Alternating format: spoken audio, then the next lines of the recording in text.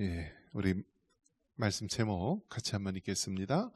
결혼 전 확인해야 할 것, 불신 배우자. 예, 하나님이 친히 직접 만드신 제도가 두 가지 대표적인 것이 있다면 첫 번째는 가정이요, 두 번째는 교회입니다. 이 가정과 교회는 하나님께서 직접 만드신 제도이고요, 결혼은 정말 소중하고 귀중히 여겨야 될 것입니다. 그런데 점점 마지막 때가 되면서요, 이 결혼이 너무나 쉽고 하찮은 것으로 여기게 됩니다. 이제 가끔 불신자들이 하는 이 결혼식에 초청을 받아서 갈 때가 있습니다. 믿지 않는 사람들의 결혼식이죠. 근데 깜짝 놀라는 것이 주례가 없이도 어떻게 그렇게 결혼식이라는 것을 할 수 있을까? 그래서 과거에는 믿지 않는 사람이라 할지라도요, 주례자가 있었어요. 주례자.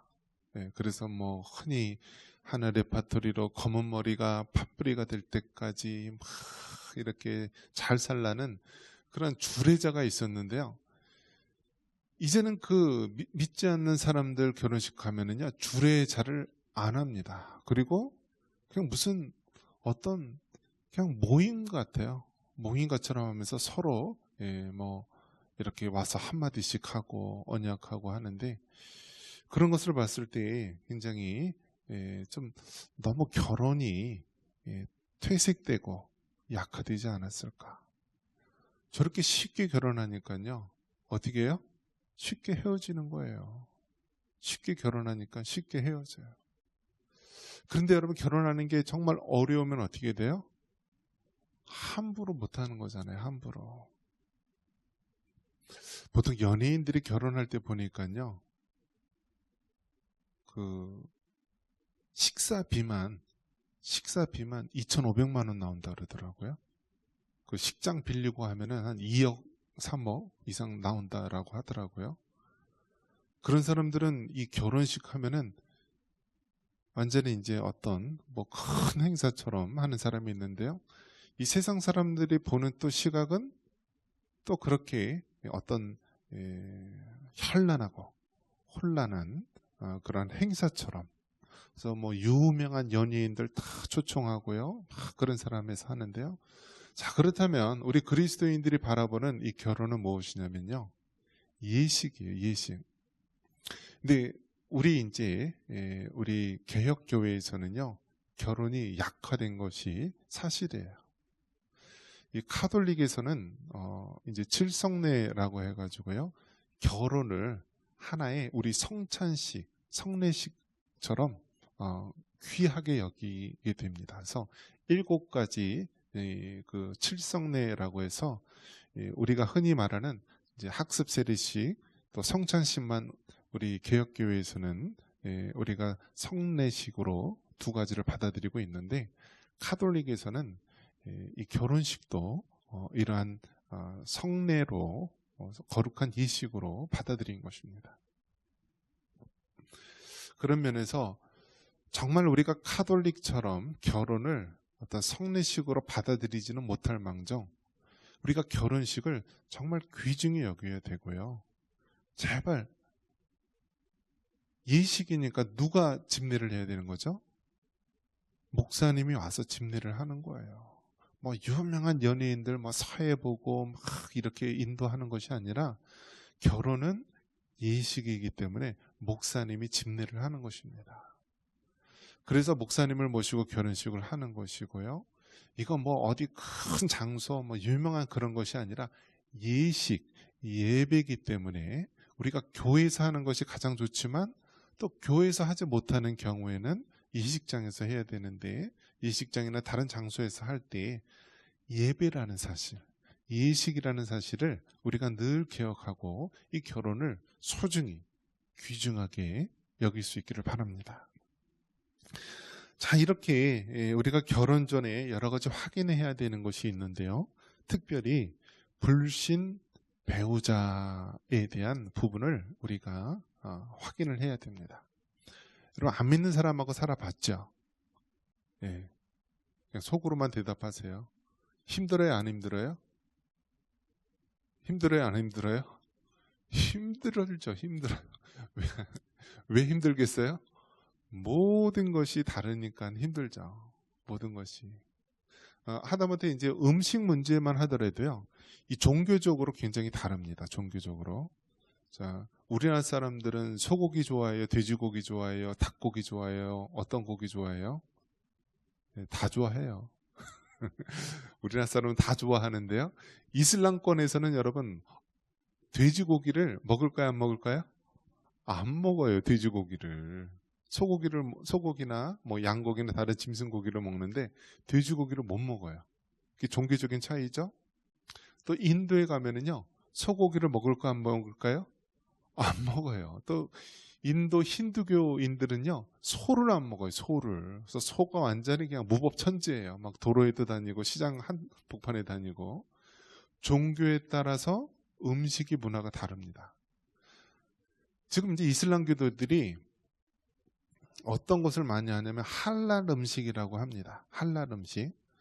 우리나라에서도 이제 어떤 뭐 식품 회사라든지 음식 가공하는 회사들이요, 할랄 인증을 마크를 이렇게 받아가지고요, 우리가 먹는 음식 중에서 또 판매하는 뭐 과자라든지 뭐 여러 가지 음식 중에서 할랄 음식 그런 인증 마크를 받는 것이 있습니다.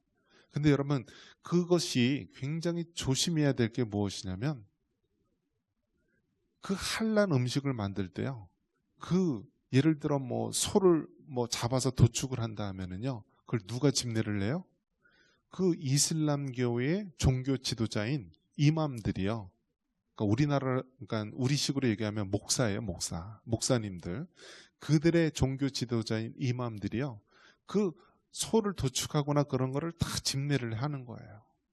그러면서 그들의 이슬람 율법에 의해서 다 그런 것을 도축을 하고 제사를 지내고 그렇게 해서 만든 음식이 할랄 음식이에요. 그럼 우리 기독교인들이 그런 할랄 음식을 먹어야 돼요, 안 먹어야 돼요? 안 먹어야 되죠. 왜 우리가 이방 종교, 이방 우상을 숭배한 그런 제사 음식과 같은 것, 그런 것을 왜 먹어야 되나요? 이것은 우리가 먹지 말아야 되는 것이죠. 그런데 우리나라에서도 보면은 이 경기도 이 안산이라든지 외국인들이 많은데 보면은요, 이제 한국 아이들이 거의 없대요, 한국 아이들이. 그리고 그 지역에 보면은 이슬람권에 있는 그러한 사람들이 옵니다.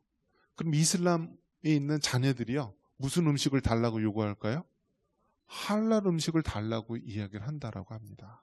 학교에서 배식을 받는데 자기네들은 아무 음식이나 못 먹으니까 이슬람 율법에 의해서 그렇게 우상에게 숭배하고 그러한 절차에 의해서 만들어진 할랄 음식을 먹게 해달라고 해서요, 우리나라 대한민국 사람들이요, 그곳에서 억지로 우리 아이들이 할랄 음식을 먹는 그런 일들도 있다라고 합니다. 자, 음식 문제만 보더라도 어떻게 해요? 종교에 따라서 달라지는 거예요, 달라지는 거. 자, 우리 기독교인들은 어떻습니까? 예, 물질에 대한 것도 하나님이 주신 거니까 하나님께 드린다. 그래서 가장 대표적인 것이 10의 1조에 대한 부분이죠. 11조에 대한 것이 하나님의 것을 우리가 드린다라는 믿음의 표현입니다. 그래서 우리가 11조를 드리고 또 여러 가지 헌금 생활을 하게 되는 것이죠. 근데 믿지 않는 배우자하고 딱 만나면 어떻게 해요? 거기서부터 엇나가기 시작하는 거예요. 엇나가요. 자, 음식 문제, 물질 문제, 또 어떻게 해요? 주말이 되면 어떻게 해요? 믿는 사람들은 일요일을 주님의 날로 정하고 예배에 우선순위를 두는 것이죠. 근데 믿지 않는 사람들은 주말이면 어디로 가요? 산으로, 들로, 해외로 여행을 가죠. 그런 면에서 본다면 모든 것이 안 맞게 되는 거예요. 불신 배우자하고 좋을 때는 언제예요? 딱 연애할 때예요. 연애할 때. 결혼한 이후서부터는 어떻게 돼요?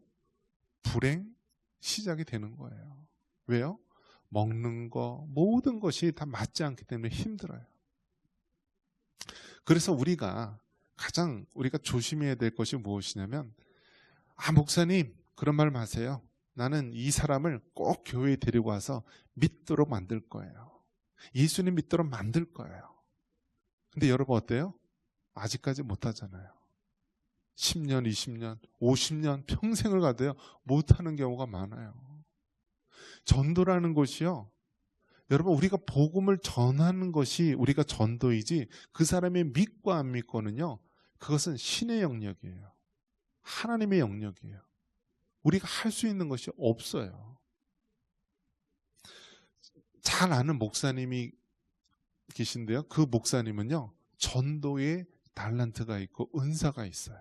그리고 너무나 그냥 서울대에 나오시고 막 똑똑하고 외국어도 여러 나라 외국어를 하고 선교도 많이 다니시고 하는데요, 제일 전도 안 되는 사람이 아버지예요. 아버지.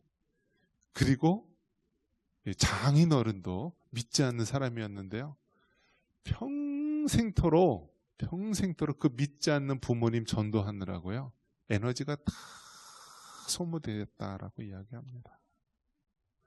그렇기 때문에 여러분, 이제 마지막 돌아가시기 직전에는 결국 아들 목사님 통하여서 복음을 받아들였다라고 하는데요, 수십 년 동안 얼마나 핍박을 많이 받았는지 몰라요. 저 미친놈이 서울대까지 나와가지고 목사가 돼가지고 저러고 있다 하면서 평생을 그렇게 힘들게 한다라고 합니다. 그러니까 여러분, 결국은 안 믿는 배우자, 안 믿는 가족, 안 믿는 사람을 우리가 전도하겠다, 예수님 믿게 만들겠다라는 것이 자칫하면은 우리의 교만함으로 비춰줄 수 있다라는 거예요. 그렇기 때문에 여러분, 안 믿는 배우자 결혼하면서 내가 이 사람 꼭 교회에 예수님 믿게 하겠다라는 것은 굉장히 어렵고 굉장히 힘든 일이에요. 물론 성경에 보면은 이방 족속들 중에서 예수님을 믿는 믿음의 그러한 계열로 온 경우가 있죠. 우리가 잘 아는 이제 룻 같은 경우도 암몬 족속이지 않았습니까? 모압 족속이지 않았습니까? 이방 여인인데요, 그렇게 예수님을 믿는 그러한 계열로 오는 케이스도 있는데요, 그것은 사람이 한 것이 아니라 하나님이 하는 것이에요. 그래서 성경에 보면은 뭐라고 얘기하냐면, 믿는 배우자와 결혼을 시켜야 된다라고 말합니다. 오늘 본문 다시 한번 우리 읽어보겠습니다. 출애굽기 34장 16절입니다. 자, 16절. 또 네가 그들의 딸들을 내 아들들의 아내로 삼음으로 그들의 딸들이 그들의 신들을 음란하게 섬기며 내 아들에게 그들의 신들을 음란하게 섬기게 할까 함이니라. 아멘.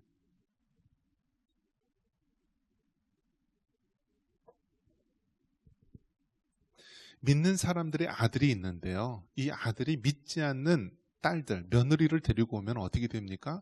결국 그 하나님을 섬기지 않는, 우상을 음란하게 섬겼던 그런 이방 족속들의 신들이요, 결혼과 동시에 들어온다라는 거예요. 결혼과 동시에 들어온다. 여러분, 우리가 생각할 때 하나님을 안 믿는 사람, 그런 사람들은요, 다른 무언가를 신처럼 섬기는 사람들이에요. 왜냐? 모든 사람은 뭔가를 믿고 의지하는 종교성이 있어요. 종교성이. 불교를 믿던지 이슬람교를 믿던지 샤머니즘을 믿던지, 하다못해 나는 그런 거 다 안 믿는다, 과학을 믿고 현대 문명을 믿고 이성을 믿는다라고 하는 사람도 그것이 우상이에요. 우상. 돈을 숭배하는 사람이 바로 만문의 신, 물질의 우상을 숭배하는 사람이고, 또 이 세상의 지혜, 지식을 숭배하는 사람, 이성을 숭배하는 사람들, 그것이 바로 우상이 되는 거예요. 그렇기 때문에 하나님을 믿느냐, 또 하나님을 믿지 않으면 이 세상 우상을 숭배할 수밖에 없다라는 사실입니다. 그렇기 때문에 오늘 성경에서도 보면은 믿는 배우자를 아내로, 남편으로 맞이해야 된다. 왜냐하면 그들이 이방 족속들이 섬겼던 그런 우상들을 가지고 오기 때문에 그렇다라는 거예요. 그래서 여러분, 성경에 정말 이 결혼의 배우자에 대한 이 이해만큼 분명하게 말한 경우도 없습니다. 믿는 자와 결혼을 하라. 믿는 배우자를 맞이하라. 믿는 며느리를 데리고 오고 믿는 사위를 데리고 와라. 왜냐? 그게 힘들다라는 거예요. 힘들다. 그러면 불신의 배우자를 데리고 오면 무엇이 힘드냐? 한번 따라해 보겠습니다. 부모의 슬픔이 된다.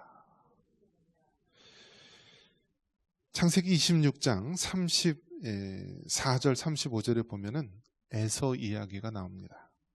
에서가 40세 헷족 속을 브엘의 딸 유딕과 헷족 속 엘론의 딸 바스맛을 아내로 맞이하였더니 그들이 이삭과 리브가의 마음에 근심이 되었더라. 여러분, 믿지 않는 불신자들, 믿지 않는 그런 불신 배우자를 데리고 오면은요, 첫 번째는 부모의 근심이 되는 거예요. 부모의 근심. 여러분이 믿지 않는 며느리를 맞이했다, 믿지 않는 사위를 맞이했다, 그러면 그 순간부터 어떻게 돼요? 부모의 근심이 된다라고 성경은 분명히 말하고 있어요. 근심하지 않으려면 정말 믿음의 배우자를 위해서 기도하고요. 미리 어릴 때서부터 계속 얘기를 해야 되는 거예요. 야, 돈 많은 사람 필요 없고 뭐 집안 볼 거 없고 단 하나, 신앙, 믿음의 배우자를 맞이해야 된다. 왜? 성경에 분명히 이렇게 말하고 있지 않니? 불신 배우자를 데리고 오면은 부모의 근심이 되고 우리 평생의 근심이 된다는 것을 기억해야 된다. 자, 두 번째는 우리가 또 어떤 것을 볼 수가 있나요? 불신 배우자를 데리고 오면은요, 에베소서 5장 31절에 보면은 그러므로 사람이 부모를 떠나 그의 아내와 합하여 그 둘이 한 육체가 되리니. 또 창세기 이제 같은 말씀인데 창세기 2장 24절에는 이러므로 남자가 부모를 떠나 그의 아내와 합하여 둘이 한 몸을 이룰 줄하다. 즉 결혼이 뭐예요, 여러분? 결혼은요, 한 남자와 한 여자가 부모를 떠나서 둘이 합하는 거예요. 그래서 한 몸이 되는 것. 한번 따라해 볼까요? 부모를 떠나 합하여 한 몸이 되는 것. 이것이 바로 결혼이에요. 결혼 제도는요, 부모를 떠나는 거예요. 부모를 떠나는 거예요. 그리고 남자와 여자가 합하는 거예요. 서로 각자 따라떨어 살았던 사람들이 이제는 합하는 거예요. 그래서 어떻게 해야 돼요? 한 몸이 돼야 되는 거예요. 한 몸이. 그런데 여러분 생각해 보십시오. 한 몸이 된다는 것이 얼마나 어렵고 힘듭니까? 우리가 이혼하거나 그랬을 때 흔히 말하는 이유가 무엇입니까? 성격 차이라고 그러지 않습니까? 성격 차이. 물론 그 깊이 들어가면 아주 세세하게 여러 가지 문제가 있지만 가장 우리가 많이 이야기하는 것이 성격 차이다. 그러니까 여러분, 한 몸이 된다라는 것은 굉장히 어려운 거예요. 성격 차이도 극복해야 되고요. 여러 가지 자기가 좋아하는 것, 취향, 모든 것들이 다 서로 다르고 서로만 반대되는 경우도 있고 그렇지만 한 몸이 되는 것, 하나가 되는 것, 이것이 바로 결혼의 목적이다라는 거예요. 근데 그 과정이 얼마나 힘들어요? 근데 믿지 않는 배우자하고 살면은 육신적으로는 우리가 한 몸이 될 수 있을는지 모르지만 영적으로는 한 몸이 되게 힘들다라는 거예요. 그러니까 결혼을 통하여서 부모를 떠나서 둘이 합하여 한 몸이 되는 이 과정 속에서 한 몸이 되기가 힘들다라는 거예요. 왜요? 그 안에 하나님을 믿는 사람과 믿지 않는 사람들이 영적으로 하나 되기가 힘들다라는 거예요. 육적으로는 하나가 될 수 있을런지 모르지만 영적으로는 하나가 되기 힘들다라는 것. 이것이 바로 불신 배우자와 만나게 되면은 우리가 알아야 될 사항입니다. 그렇기 때문에 여러분, 정말 불신 배우자 결혼하는 것에 대해서 우리가 자녀들에게 항상 얘기를 해야 됩니다.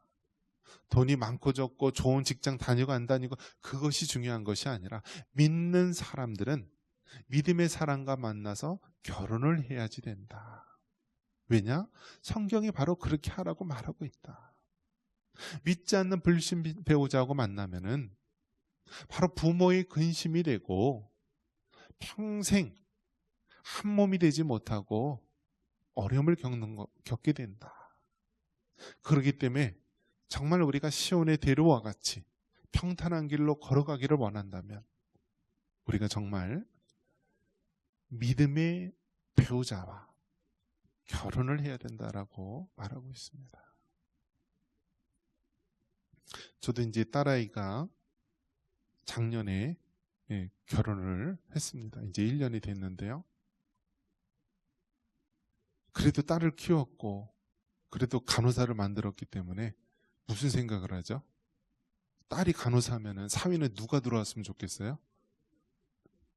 누구랑 같이 많이 생활을 해요? 의사하고 많이 생활을 하잖아요. 그러면 무슨 생각을 하죠? 부모는요? 혹시 우리 딸아이가 의사 사위를 데리고 와서 결혼한다고 하지 않을까? 근데 의사랑 전혀 상관없는 그러한 이제 IT 쪽 직업을 가진 사람하고 왔는데요. 또 장인어른도 결혼하기 전 또 갑자기 또 병으로 돌아가셨어요. 그럼 부모님 중에 한 분도 돌아가셨고요. 또 그 어머니는요, 저하고 나이를 따져봤더니 15살이 위예요. 15살이 위인데요. 그렇죠. 그리고 워낙 이제 그 교사, 그쪽 이제 다 교사, 아버지 어머니가 다 교사 선생님 했었던 집안이긴 한데요. 무슨 생각이 들까요? 혹시나 하는 의사도 아니었고 잘 나가는 뭐 이런 대단한 집안도 아니었고, 그래서 딸아이한테 뭐라고 얘기했냐면 40일 동안 기도해라. 남자 결혼할 사람도 40일 동안 기도해서 확답을 받고 확인을 받고 그 다음에 결혼을 하도록 하라. 둘 다 40일 지난 후에 물어봤더니 다 오케이를 해서 그렇게 했습니다. 제가 무엇을 봤죠? 신앙 하나 보고 온 거예요. 신앙 하나 보고 온 거. 근데 그게 쉽지는 않더라고요. 내가 항상 그렇게 해야 된다, 그렇게 해야 된다, 그렇게 해야 된다라고 얘기하지만 막상 딱 내가 닥치니까 그렇게 하기 힘들더라고요. 그래서 내가 그 이후로 슬기로운 의사생활 TV를 안 봤어요. 괜히 허황된 막 그런 그런 것을 해서 그 TV를 안 봤는데, 믿음의 배우자를 만나는 것이 너무 중요한 것을 알기 때문에 부모로서 딸아이가 정말 좋은 환경, 좋은 여건 속에서 가면은 좋을 거라 생각했지만 그래도 신앙이라는 단 한 가지, 그게 제일 중요하다는 것을 성경을 통해서 알았기 때문에 그것을 저도 실천하면서 그렇게 했습니다. 그리고 제가 목회를 하잖아요. 제가 이제 12년, 13년 차가 돼가는데요. 저 혼자만 잘해서 되는 게 아니더라고요, 목회가. 누가 해야 돼요? 사모의 역할이 있고요. 또 사모가 자녀들을 잘 키워야지 목회자가 목회에 전념할 수 있거든요. 그걸 다 누가 해요? 믿음의 배우자가 하는 거예요. 그렇기 때문에 여러분, 우리가 신앙생활을 해 나갈 때 정말 믿음의 배우자를 위해서 기도하시고요. 그렇다고 이미 결혼한 사람 보고 이혼하라, 갈라서라 그 얘기가 아니에요. 그 얘기가 아니에요. 그만큼 더 힘들다라는 것을 여러분이 알고 예, 여러분이 더 전도하기 위해서 힘써야 되는 것이죠. 그래서 아직 결혼하지 않은 우리의 자녀들, 우리 아들, 딸들에게는, 우리 손주들에게는 믿음의 배우자를 만나야 된다라고 여러분이 지금서부터 기도하시고 여러분이 지금서부터 그렇게 권면하시기를 바랍니다. 그럴 때 바로 여러분의 집안의 믿음의 명문 가문이 되고 하나님이 기뻐하시는 그런 가문이 될 줄 믿습니다.